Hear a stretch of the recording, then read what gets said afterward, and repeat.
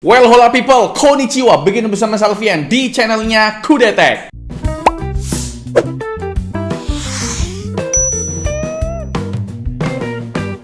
Udah jadi rahasia umum bre, kalau brand laptop lokal itu masih mengandalkan produk ODM. Ya sebut saja seperti Axio, Advan, Xerox, SPC, Goldwin ya, dan lain sebagainya ya. Nah sebagai calon konsumen, pasti kita bakal banyak mending-mendingin brand laptop lokal dengan brand laptop internasional. Tapi menurut gue ya, kita juga harus tetap objektif. Kita harus sadar, kita ini adalah bangsa yang besar dengan budget anggaran riset teknologi senilai 4,2 triliun buat tahun anggaran 2026 bre. Nggak bisa dong ya kita bandingkan dengan negara Cina yang punya budget anggaran buat R&D dengan total 3,6 triliun yuan. Itu kalau dikonvert ke rupiah, itu nilainya hampir 8.000 triliun. 4,2 triliun berbanding 8.000 triliun, udah kebayang belum seberapa jomplang perbandingan R&D antara negara besar yang satu ini dengan Cina ya. Kalau ada yang protes jangan bandingin sama Cina, ya itu kan udah negara superpower bre. Oke lah, kita bandinginnya sama tetangga kita yaitu Vietnam. Anggaran R&D mereka itu di 0,4% PDB Vietnam atau sekitar 1,9 miliar USD. Atau kalau dirupiahin itu hampir 30 triliun bre. Itu 6 kali lipatnya anggaran kita, negara kita maksudnya. Ya intinya dari pembicaraan ini kita boleh-boleh aja jadi kaum mendang-mending ya, tapi harus ya realistis juga sama brand laptop lokal. Mereka tuh nggak cuma butuh support dari kita sebagai konsumen, tapi ya mereka juga butuh suntikan dana dari pemerintah buat riset dan pengembangan teknologi. Coba tuh mobil SMK apa kabar ya?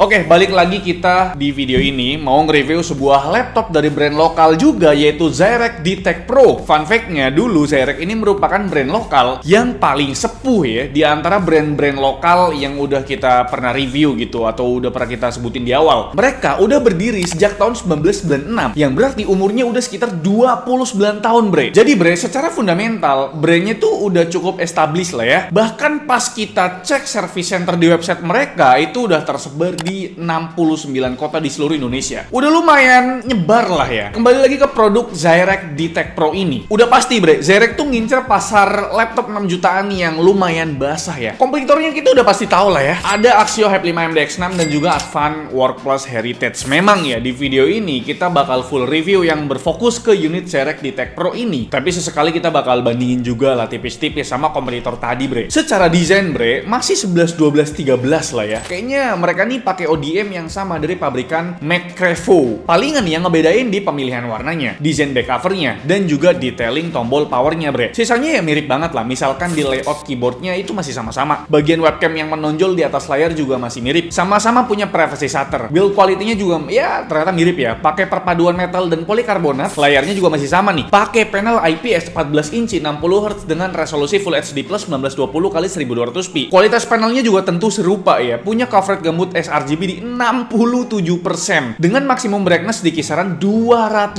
nits dan rata-rata akurasi warnanya di kisaran 2 delta E. Palingan yang bikin Xerox DTech ini berbeda dari kompetitornya ada di bagian percolokan duniawi. Karena laptop ini surprisingly itu punya port LAN bre. Ini port LAN buat laptop dengan form factor 14 inci yang tipis. Jadi perlu diapresiasi lah buat Xerox DTech Pro ini. Kalau dari spesifikasi tentu pakai Lord Chestplate-nya prosesor laptop yaitu Lord Ryzen 5 6600H, tapi entah kenapa multicore-nya jadi paling pelan di antara kompetitor tadi bre. Padahal dari segi memori ini mirip-mirip loh sama Workplus polos yang pakai 16GB LPDDR5 6400 MB transfer per second. BTW bre, buat storage-nya itu udah dikasih SSD dengan NVMe Gen 4 512GB dan speed-nya tuh kisaran 5000-an MB per second. Yang tentu aja bisa di-upgrade karena memang tersedia 2 slot M.2 2280 untuk ukurannya di board-nya ini. Kalau buat performa GPU-nya, kita langsung aja ngelihat performa produktivitasnya buat editing video. BTW, kita pakai software Adobe Premiere Pro 2026 paling terbaru. Tentu ya, buat produksi konten 4K itu masih belum bisa dikatakan layak, bre. Previewnya tuh masih ada lag yang lumayan ganggu. Tapi render time-nya ya udah cukup worth it lah dibanding kompetitornya. Tapi kan selama proses editing video, pastikan memakan waktunya di bagian editingnya, renderingnya nggak makan waktu gitu. Jadi, laptop 6 jutaan ya memang tidak layak buat ngedit video 4K sih. Di sini video 4K 1 menit itu tuh bisa kelar atau bisa dirender dalam waktu 1 menit 11 detik aja. Kalau buat konten produksi 1080p tentu aja ya lebih layak lah ya, lebih dari cukup lah. Previewnya lancar jaya dan render time-nya juga jauh lebih kenceng dari kompetitor. Video 1080p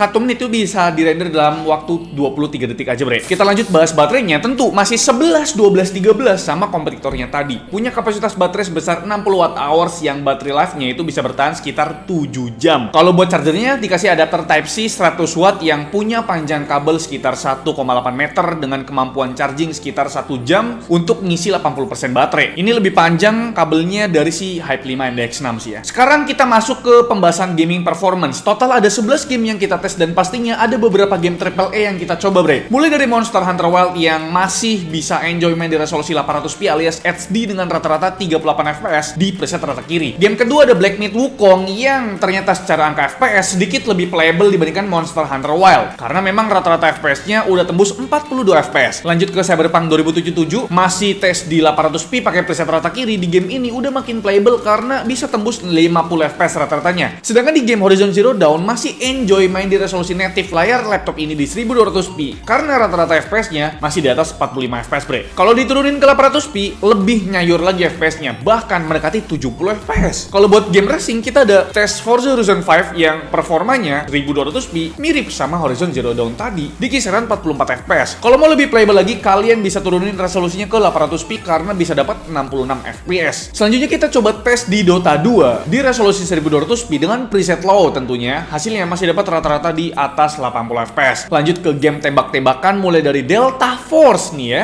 yang kita tes di resolusi 800p dengan settingan low dan FSR balance dapat rata-rata di 72 fps. Sedangkan di CS2 kita masih bisa enjoy main di resolusi 1200p karena masih dapetin 80 fps, bre. Terakhir ada Valorant yang tentu aja masih sangat nikmat main di resolusi 1200p karena rata-rata fps ya masih tembus 146 fps. Cocok nih dibeliin atau dibarengin sama monitor 144 fps ya. Soal suhu gimana, bang? Kita intip dulu cooling sistemnya seperti apa. Ternyata kalau di compare sama kompetitornya, Zyrek di Tech Pro ini lumayan niat karena punya 3 buah heat pipe ditambah 2 buah kipas dan 2 buah heatsink. Tapi entah kenapa, bre, di pengujian stress test kita suhunya tuh panas banget tapi lebih stabil banget ya di 100 derajat Celcius dengan TDP yang juga stabil di 40 watt. Tadinya, bre, kupikir ini adalah caranya si Zyrek buat ya melepaskan performa Lord Ryzen 5 6600H atau dilepasin lah limitnya. Tapi kan tadi skor multicore-nya masih kalah dari Ryzen 5 6600H di unit Hype 5 MDX6 maupun di War Plus polos gitu ya. BTW jangan khawatir sama suhu tadi. Tapi tetap juga sih khawatir ya, apalagi kalian user awam gitu kan. Soalnya ya itu cuma suhu stress test, bre, disiksa abis-abisan ya. Operating temperaturnya kalau buat ngegame palingan sih ya di 80-an derajat Celcius dan lagi-lagi tadi itu suhu berdasarkan sensor. Kalau buat suhu permukaannya gimana, bang? Ya ternyata masih adem lah. Ini kita rekam pas lagi tes Monster Hunter Wilds. Area tengah keyboard cuma 43 derajat Celcius sedangkan area kanan kiri keyboard super adem di 36 derajat Celcius. Titik hotspotnya ada di exhaust sebelah kanan yang tembus 51 derajat Celcius, bre. Oke, sekarang kita masuk ke kesimpulan aja. Zyrek di Tech Pro ini bisa jadi alternatif pilihan buat kalian yang mau meminang laptop dengan prosesor Lord Ryzen 5 6600H. Di pasar sekarang tersisa Hype 5 MDX6 doang ya, bre. Soalnya Work Plus polos udah upgrade ke Ryzen 7000 series yaitu Ryzen 5 7535HS. Dan BTW nih, buat harga dari Zyrek di Tech Pro ini jadi yang paling murah di kelasnya. Di official store-nya itu dibanderol mulai dari 5.900.000 rupiah. Wow, apalagi kalau di tanggal kembar kayaknya bisa lebih murah lagi. Soal after sales gimana, bang? Tadi udah kita mention sebaran service centernya berapa. Kalau buat masa garansinya, semua laptop lokal di rank harga segini ya sama-sama aja. Punya masa garansi 1 tahun dan bedanya Hype 5 MDX6